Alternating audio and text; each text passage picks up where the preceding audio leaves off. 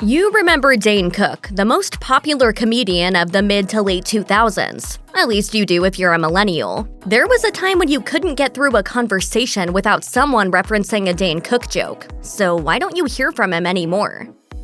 If there's one thing guaranteed to get you blacklisted as a comedian, it's plagiarism, especially when the finger-pointing is coming from one of the giants in your field. That's what happened to Dane Cook when he was accused of ripping off jokes from controversial comedian Louis C.K. Comedy fans noticed that some of Cook's bits from his 2005 album Retaliation seemed to be lifted from C.K.'s Live in Houston from 2001. Cook first addressed the controversy on Marc Maron's WTF podcast in 2010, saying emphatically, "I didn't steal anything from Louis C.K." And C.K., who had never out-and-out accused Cook, admitted, "I think it's possible he might have seen these bits and absorbed them and not known that he took them from me." The two finally seemed to squash the beef in a 2011 episode of C.K.'s show Louis, in which C.K. has to swallow his pride to ask Cook to get Lady Gaga tickets for his daughter.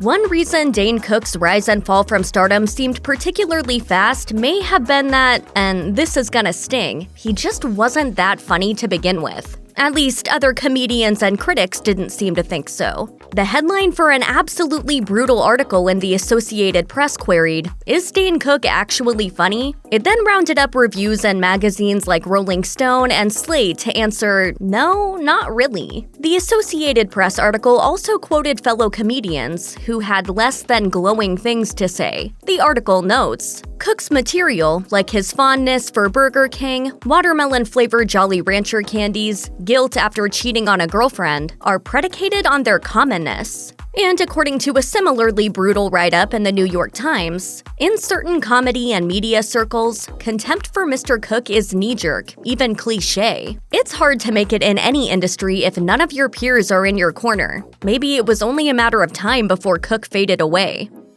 In general, you tend to think that comedians prefer to be the ones doing the mocking rather than being the recipients of mockery. At the very least, you don't want the jokes at your expense to outweigh the amount of positive feedback you're getting. And by the end of the 2000s, Dane Cook's roast-to-praise ratio was looking pretty grim. He'd even become something of a stock joke. Take, for example, the running gag on Family Guy, which featured a satirical Dane Cook character. In fact, Ike Barinholtz, who voiced Family Guy's Dane Cook character, also played him in Mad TV parodies of the maligned comedian. In one skit, Barinholtz paces maniacally back and forth in Cook's signature style and jokes, "Why is it called TV? Shouldn't it be called TV because I'm the one watching it?" Superstardom and fame, what it really does when you get there is it invites you and it exposes you to, okay, ready, welcome, now here's everyone that hates you. Perhaps part of the reason people got tired of Dane Cook was that people were just tired of Dane Cook-style comedy.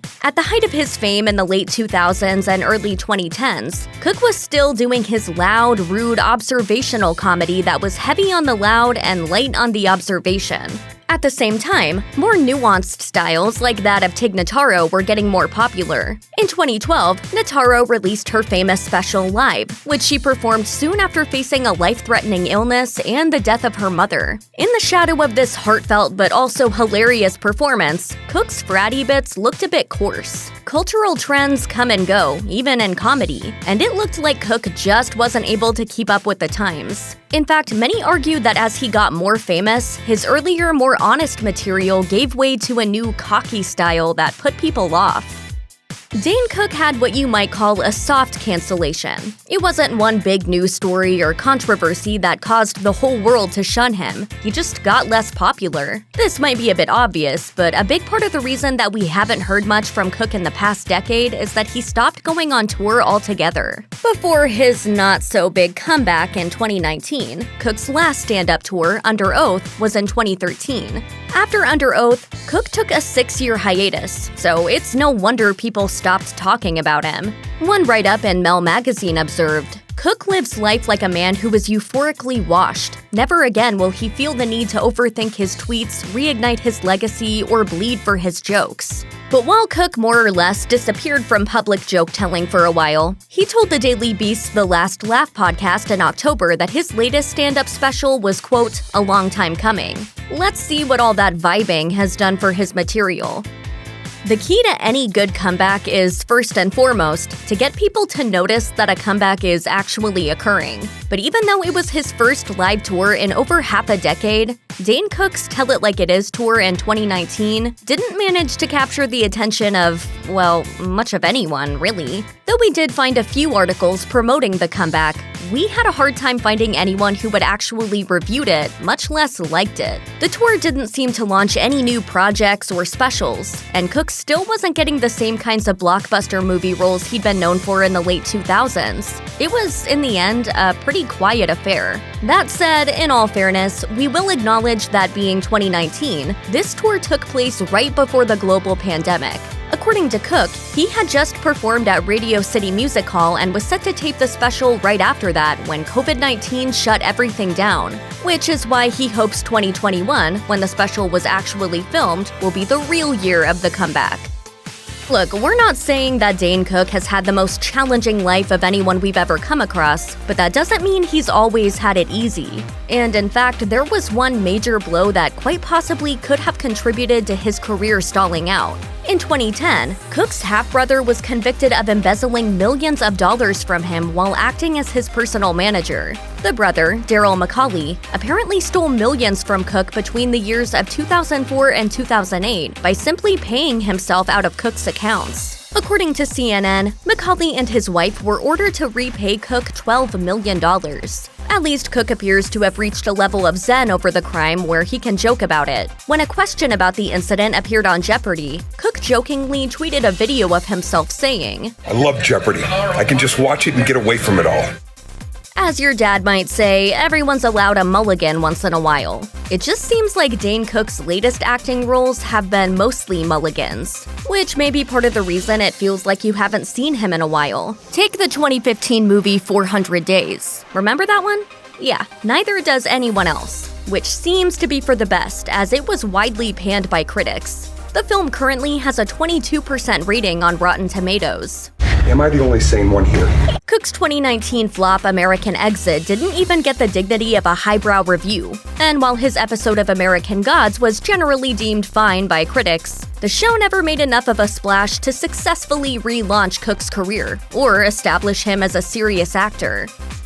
Learning from past mistakes and growing as a person and an artist, you love to see it. And it appears that part of Dane Cook's disappearing act was on purpose. Speaking to Fast Company, Cook explained that he had to learn how to actually say no to projects that weren't going to work for him. Cook told the outlet, "I didn't always like the movies I was making. I started turning a lot of those things down that were derivative, and there was a good little period of time when my agents were pissed." That's not to say he stopped working entirely. As he explained in the interview, Cook just started to take his time with projects he really believed in. And after a particularly hard year in 2010, he intentionally took some time to slow down, get his finances in order, and work on himself.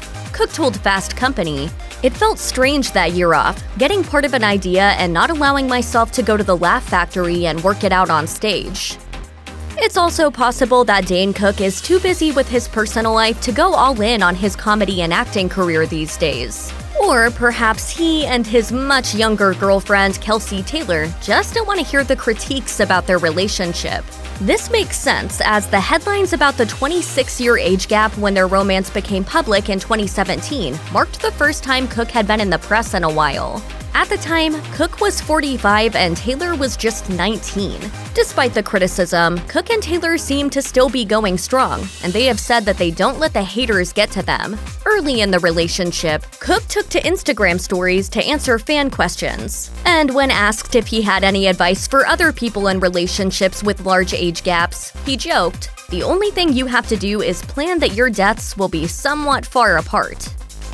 Check out one of our newest videos right here. Plus, even more Nicki Swift videos about your favorite stuff are coming soon. Subscribe to our YouTube channel and hit the bell so you don't miss a single one.